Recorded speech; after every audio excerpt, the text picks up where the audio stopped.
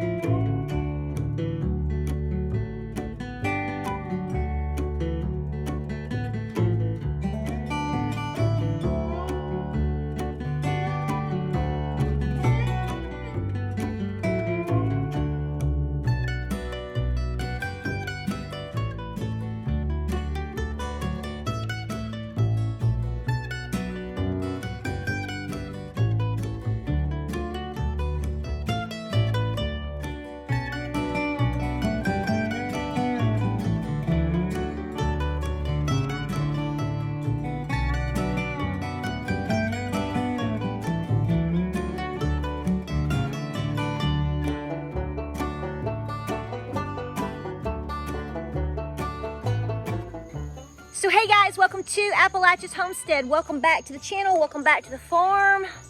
This is what you look like right before bed. This is what we do. It's actually not that dark yet, but it's starting to rain.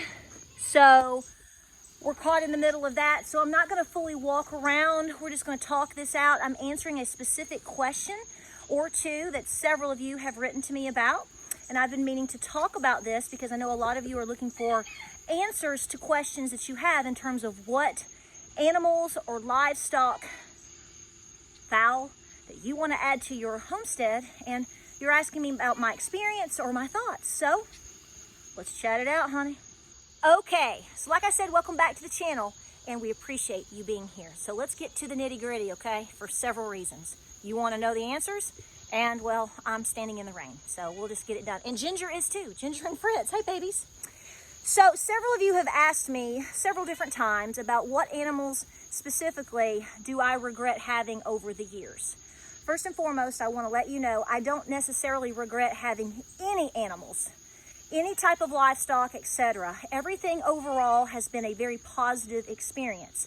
However, you're going to find that when you start homesteading, that you're going to develop your own style. You're going to have your pros and cons to things. You're going to have negatives and positives for thoughts about, will you do this again or would you do it differently? So I just want to let you know that what I'm talking about here is only my experience, okay? And we're going to have a lot of people probably weighing in on this topic. And what I tell you in terms of something that I may never have again on my farm, somebody else has had a very positive experience, or it's something they just love, and they would tell you something different. That's perfectly fine. I'm only speaking from my experience. And the thing is some of these items work differently for different people, mainly depending upon your setup.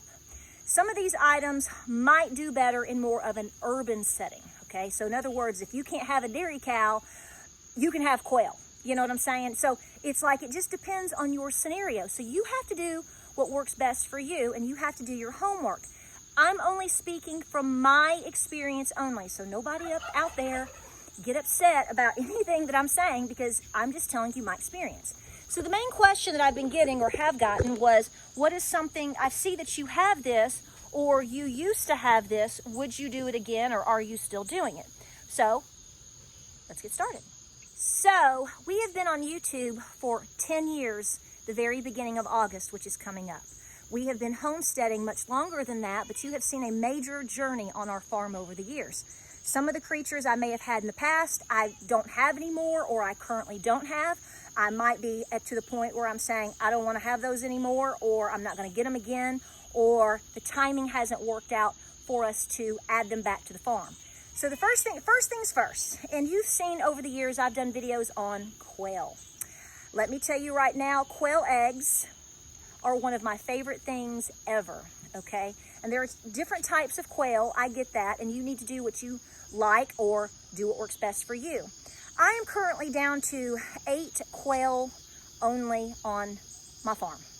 And to be honest with you, some of you are gonna laugh, I am still taking care of them. They have been very good to me, so I feel a loyalty to them to give them a good life and just to let them live out their days. But I probably haven't gotten any quail eggs, I'm going to guesstimate, in 2 years. I'm honestly surprised that I have 8 quail left, considering their age, but I think that shows that we try our best to take very good care of all of our creatures, and a lot of them live to be very, very old. One of my turkeys, for example, is going on 8 years old, my oldest turkey, and he's just living it up, living it out. So it just depends on your scenario. But here's the deal. The reason I have sort of stepped back from having quail and selling quail eggs over the last 2 to 3 years is not because I don't love them and not because I don't enjoy having quail, but basically because they have less bang for their buck than for our farm, for our customers, in comparison to geese, turkey, and obviously chicken. It's true.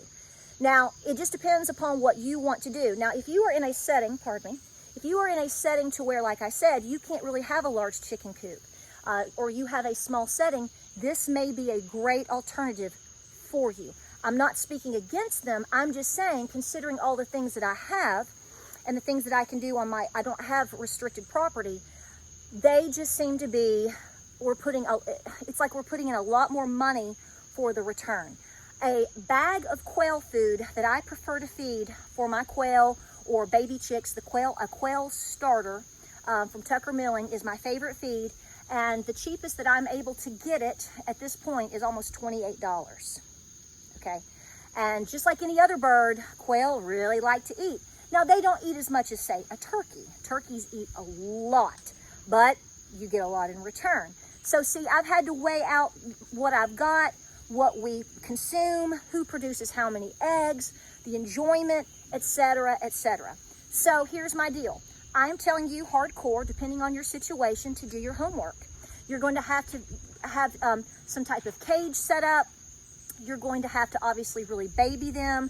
They do tend to be a little smelly.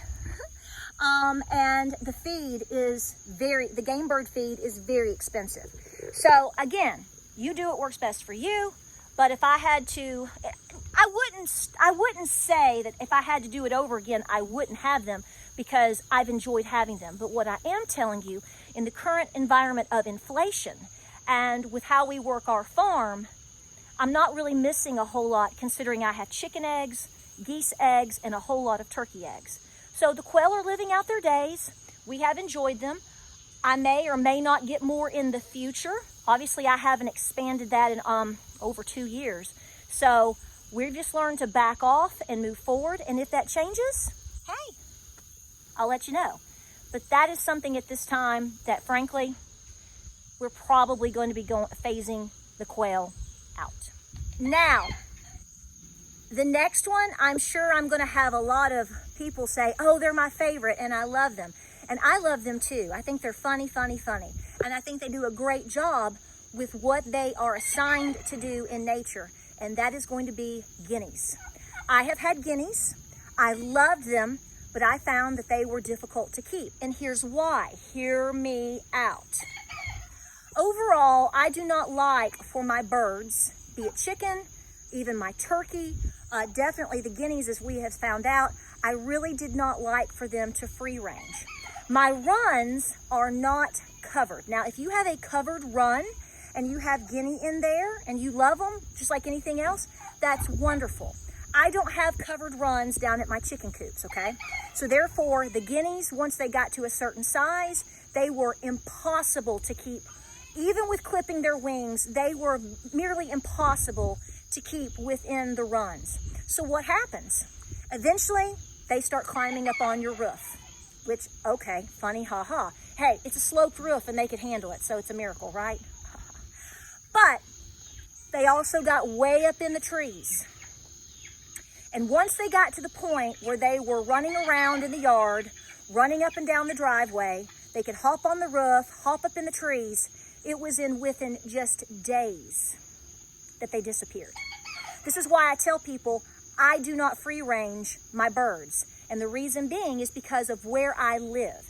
You may not live in an environment with a whole lot of predators. We have every predator known to man within our region, and especially in and around our property. The main one being coyote, the second one being fox, and the third being hawks. So I can tell you that there's a lot of people around here that have guineas. I have neighbors that have guineas, and I have neighbors that had guineas and loved them. And I hate to tell you, but they've disappeared. So this is one of those things. So they are great at tick control. That's the main thing that people tell you. They do lay eggs. They're sweet birds. They're like little tanks running around. They're almost impossible to catch, by the way. If you thought Rocky chasing a chicken in the original Rocky Balboa movie, I gotta tell you right now, they should have thrown a guinea out there, because I'm telling you right now, he'd never catch it. So, bottom line, it's kind of stopped for a second. The clouds are, look here, all moving in. I do have the car lights on, guys. It's getting so dark. So, would I have guineas again? No. No, I really wouldn't. Unless my run was absolutely covered, that'd be the only way. And frankly, like I've said before, we have so many types of chickens, a variety of birds. I have geese, and I also have turkey, and a few quail left, but they're just hanging around. I haven't ever felt the need to get more guineas, but you do what works best for you. They are great alarms. They will chase you back and forth. But like I said, once you know that they've disappeared, and they've disappeared forever, I just sort of figured out real quick, it's just not good for our property. So, would I get guineas again, like I said? Probably not.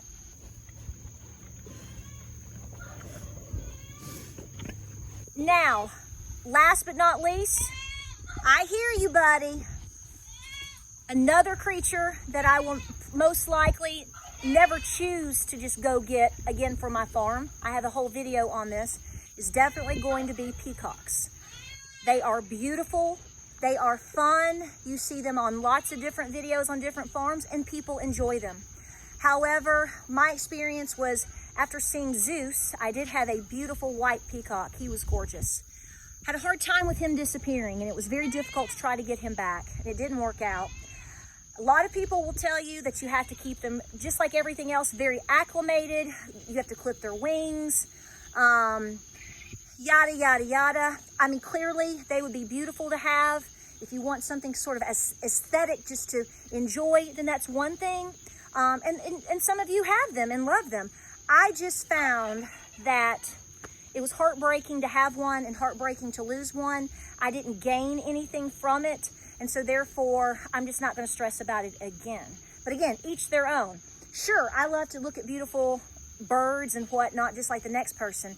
But I do try to keep my farm as best as I can to something. If I'm going to be spending the time and money and energy on it, I want it to be able to give back to me beyond just me loving it.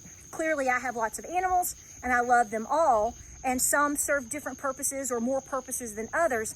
But I did find, well, the peacock was just kind of nice to look at. And man, what a bird to keep. That's low. So, it's going to boil down to what works best for you. What works best for your farm. What works best for your needs. What works best for your property, okay? It just depends. Clearly, like I said, we have rabbits. I'll always have rabbits. We have turkey. I love turkeys. I love my turkey. I love my goats. I love my milk cows. A lot of people say that they are surprised that I don't have a mule or I don't have any horses. Again, that's something to consider. We currently don't have pigs or a hog at this time, but we have in the past. So you have to look at your setup. You have to think about your feed costs. What are you getting in return? What are your goals? Are you getting meat? Are you getting milk? Are you getting eggs? Are you getting fabulous, fabulous manure? All of these things matter. So tell me your thoughts. Like I said, everybody should do what works best for them. All of these creatures are fabulous in different ways, but they may not necessarily work for you or may not work for me. And so it's important to talk that out. So you do what you need to do for you guys, okay? And everybody's got a different scenario. So any questions, put them down in the comments. Any comments or any input, put it down below. We have a lot of new people watching the channel. We have a lot of new homesteaders or folks that are trying to get into this very quickly. Smart move, right? Definitely. So they're asking questions and saying, what should I get? Or what do you think about this? Or why aren't you doing this anymore? So I just think it's important that we all try to help and educate new homesteaders and say, hey, This is what we did. This is our experience. You do what works for you, but you might want to consider these details. Like, subscribe, and share. I hope this video helped you out. I know this is an odd setting, but I wanted to get this up and going. I have a lot of questions that have come in for different answers about animal husbandry, biscuits, the garden, canning, a lot of different things. Stay busy out there. Pray, prep, and be peaceful. God bless and Godspeed. We need some rain, just not while we're trying to film, right? I know. Guys, I love you. Stay cool out there, and I'll see you on the next video.